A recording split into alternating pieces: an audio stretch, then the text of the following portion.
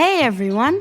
Welcome to Mythical Masala with Neve, where we are about to unlock the wildest, most magical stories from ancient India. I'm your host, Neve, and I get to take you on this journey through the greatest legends of Indian mythology. From magical myths to brave heroes and tricky demons, these stories are packed with action and some pretty cool life lessons. Ready? Let's jump in!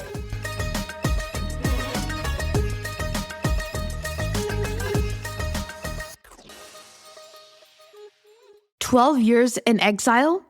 You'd think time would drag, but the forest kept throwing surprises. Some of them came in the form of stories. Stories that weren't just entertaining, they were warnings, life lessons, and sometimes mind benders.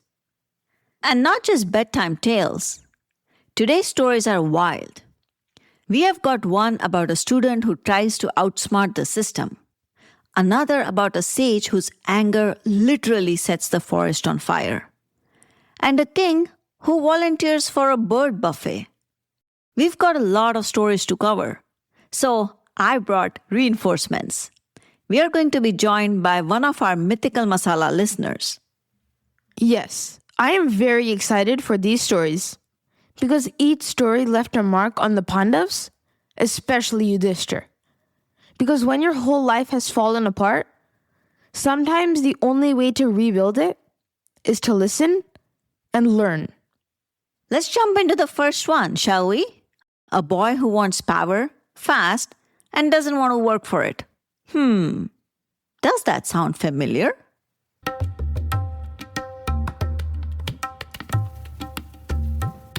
Now, welcome Neil, who's joining me to tell the story of Yavakrida, a boy who thought he could take a shortcut. Hi everyone, I'm very excited to be here and walk you through this story alongside your host, Neve. You know what's hard?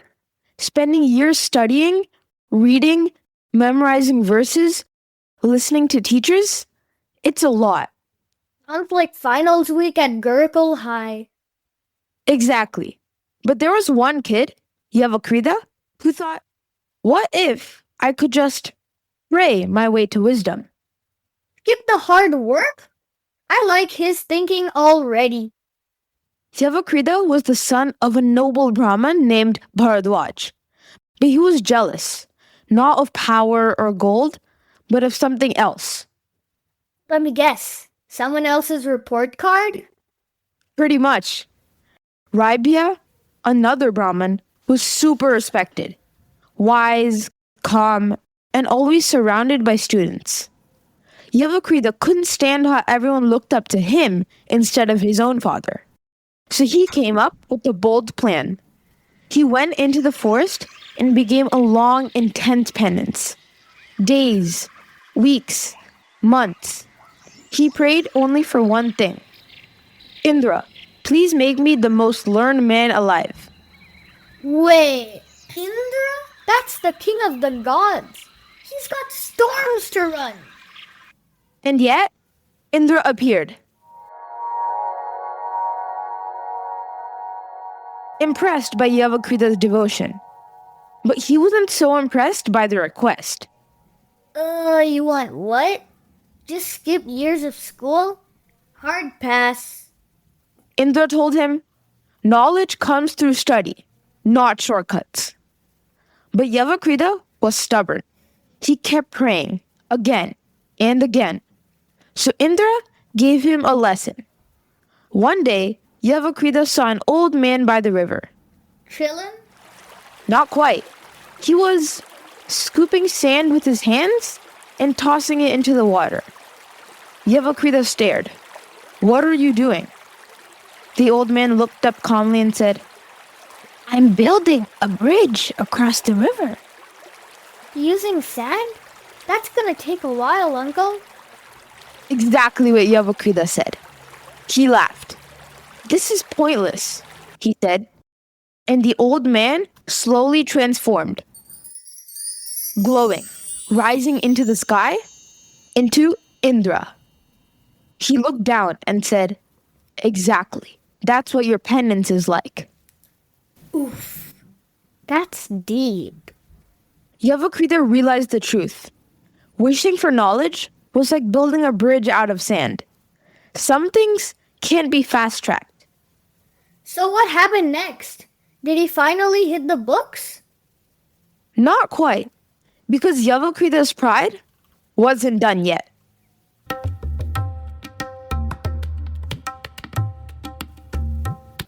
So after all that, Yavakrida finally sat down and started studying.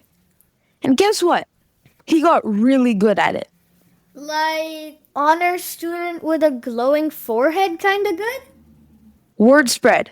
Yavakrida the wise. But you know what else spread? His ego. I can feel it from here. You're not wrong. He was walking around like he invented the Vedas. And his father, Bharadwaj, noticed. So one evening, Bharadwaj sat him down and said, "Son, let me tell you the story of another boy, Medhavi." Ooh, a story inside a story? I love it. Once upon a time, there was a sage named Baladi who was devastated by the death of his son. He prayed, he fasted, he did all the penance he could just to ask the gods for a son who could never die. Let me guess. The gods said no? Kind of. They said, no one can live forever, but you can choose how long he lives. So Baladi pointed to a mountain nearby and said, "Let my son live as long as that mountain stands." And thus, Medhavi was born. Let me guess. He turned into a total brat? More than that, he knew about the boon. So he strutted around, mocking sages, showing off, being rude, all because he thought he was invincible. One day, he insulted a wise old sage named Dhanushaksha. That name sounds dangerous already. I'd be polite. Well, Medhavi wasn't.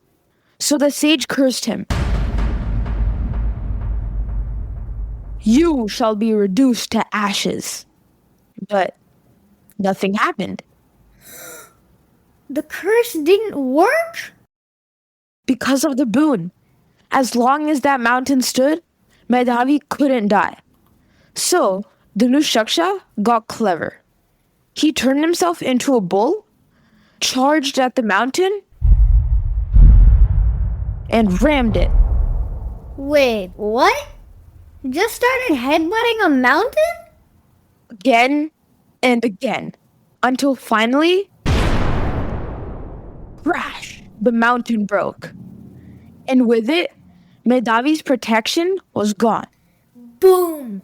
Pride turned to ashes. Yup, Yavakrida sat in stunned silence after hearing this story. Because sometimes, a little wisdom isn't enough. You need humility too.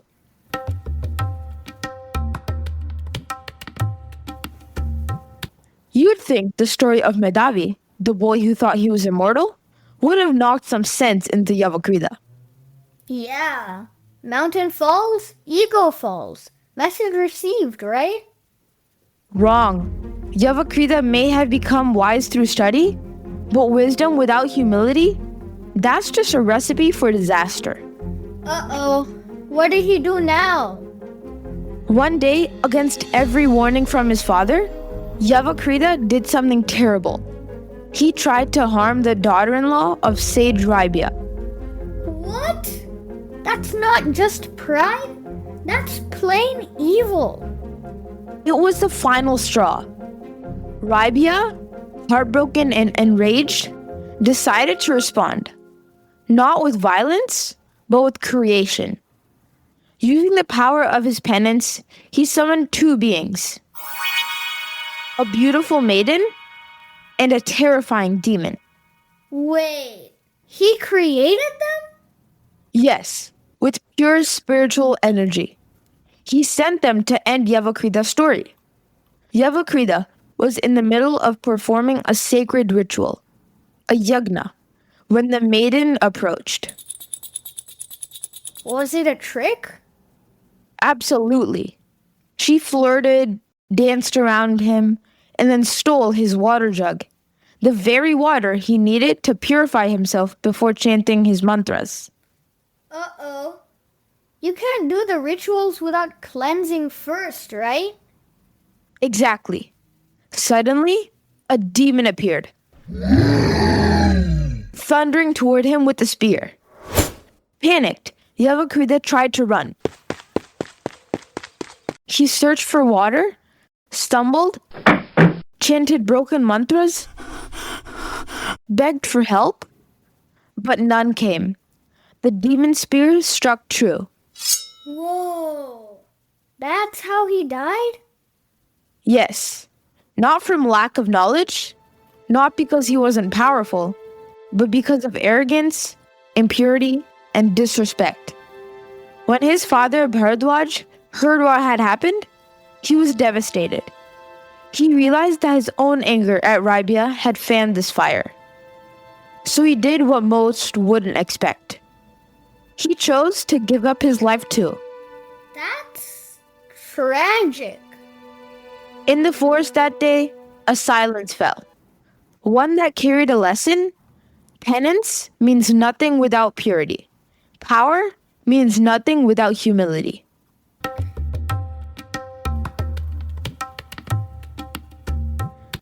So this sage Raibhya, the one who summoned beings to destroy Yavakrida? Yep. Powerful sage. 2 sons. So what happened to them? That's where this next story takes us. To the kingdom of King Brihadyumna, where Raibhya's sons, Paravasu and Arvavasu, were invited to perform a great sacrifice. So both brothers were priests? Very learned, but only one had wisdom in his heart. Paravasu left the palace to return briefly to the forest ashram. On the way, he saw movement in the shadows and shot an arrow. No, don't say it. It wasn't an animal. It was Raibhya, his own father, who had taken another form due to Bharadwaj's curse. He accidentally killed his own father? Heartbroken, Paravasu rushed back to the palace and confessed everything to Arvavasu. And do you know what Arvavasu said? I'll take the blame. Exactly. I'll do the final rites, he said. I'll take on the penance. You stay and complete the king's sacrifice. Wow, that's kind. But not everyone sees kindness for what it is. While Arvavasu was away, Paravasu let jealousy slither into his mind. He told everyone his brother had killed their father. No! After he was the one who messed up? That's the thing about ego. It doesn't care about truth. It only cares about how you look. Arvavasu was cast out, dishonored, his name dragged through mud. But he didn't get angry. Really? I'd be so mad. He didn't try to fight it. He just turned to the gods and prayed. Not for revenge, not even for justice, but for peace. Take away my anger, he asked. Bring my father back to life. Not for me, but so my brother may be free of sin. I have no words. That's the real power, isn't it? Yes, quiet, fierce, forgiving power. And the gods listened, Raibhya was restored, and Paravasu's guilt burned away by his brother's love.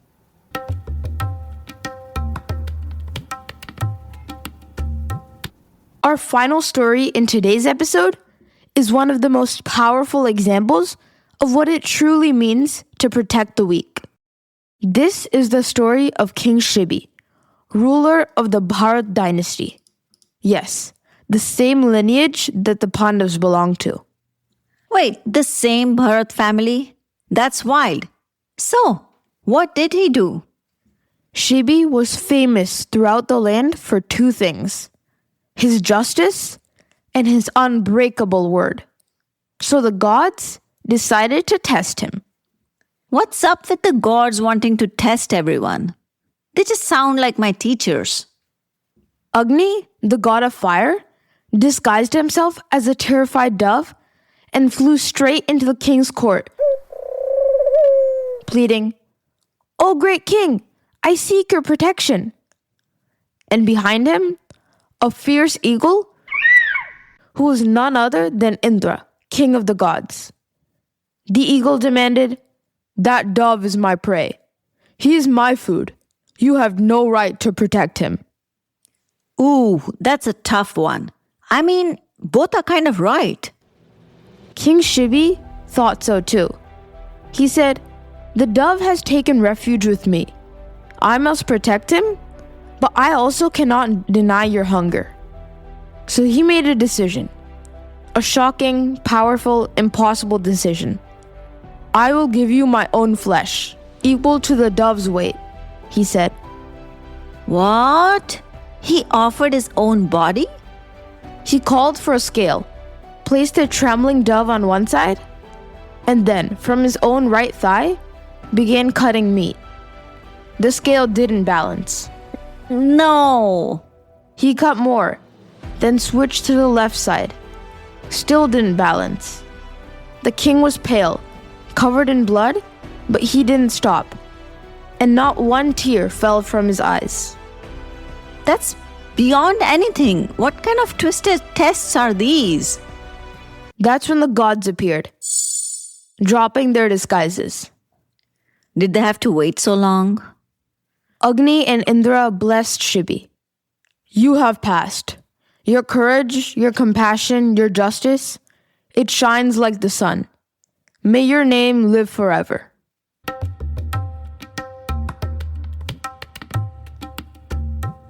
From Yavakrida's pride to King Shibi's sacrifice, these stories weren't just entertainment during exile, they were mirrors, showing the Pandavas and all of us what it means to walk the path of dharma. Yeah, and every tale had a lesson. And remember, these stories were preparation, because what's ahead for the Pandavas will test everything they've learned. Thank you to our guest co-host, Neil, for taking us through these stories. So stay tuned, because next week, we're diving into even more wild, wise, and totally unexpected tales from their time in exile. Until then, keep listening, keep learning, and stay mythically curious. Thanks for joining me on another magical adventure here at Mythical Masala with Neve. I hope you enjoyed today's tale and learned something new about the legends of ancient India. If you enjoyed this episode, don't forget to hit that subscribe button so you never miss an episode. Got questions or a favorite myth you love to hear? Send them my way. You can follow us at Mythical Masala Podcast on social media for more updates, behind the scenes fun, and to be part of our mythical community. Make sure to share this podcast with your friends and family and have them join in on the fun. Until next time, remember, every great adventure starts with a little curiosity and imagination. See you soon!